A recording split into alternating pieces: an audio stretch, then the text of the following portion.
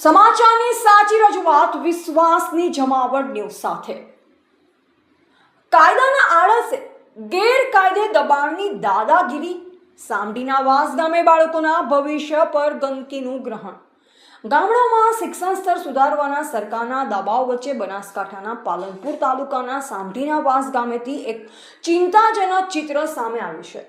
ગામની સરકારી પ્રાથમિક શાળાની ગરિમા અને તળાવની પવિત્રતાને એક સાથે દાવ પર લગાવી કેટલાક તત્વો દ્વારા ગેરકાયદેસર દબાણ ઊભું કરી દેવામાં આવ્યું છે।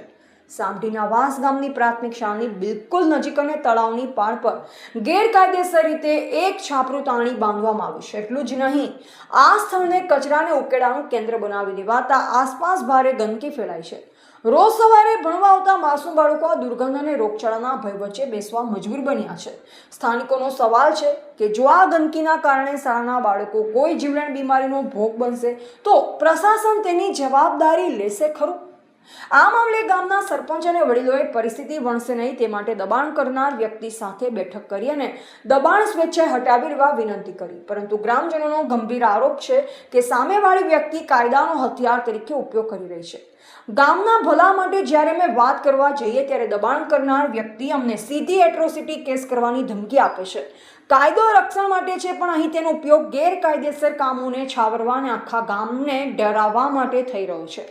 ગામમાં સોશિયલ મીડિયાથી લઈ પંચાયત સુધી આ મુદ્દે ભારે આક્રોશ ફાટી નીકળ્યો છે। ગ્રામવાસીઓએ એક સુરે સરકાર પાસે માંગ કરી છે કે કોઈ પણ પ્રકારના દબાણ કે ધમકીને વશ થયા વિના કાયદાનું શાસન સ્થાપિત કરવામાં આવે।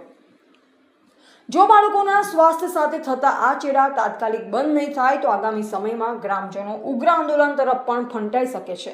હવે જોઈ રહે છે કે પાલનપુરનું વહીવટી તંત્ર આ ધમકીબાદ તત્વો સામે લાલ આંખ કરે છે કે પછી માસૂમોના સ્વાસ્થ્યને ભગવાન ભરોસે છોડી દે છે। અહેવાલ પ્રવીણ પરમાર,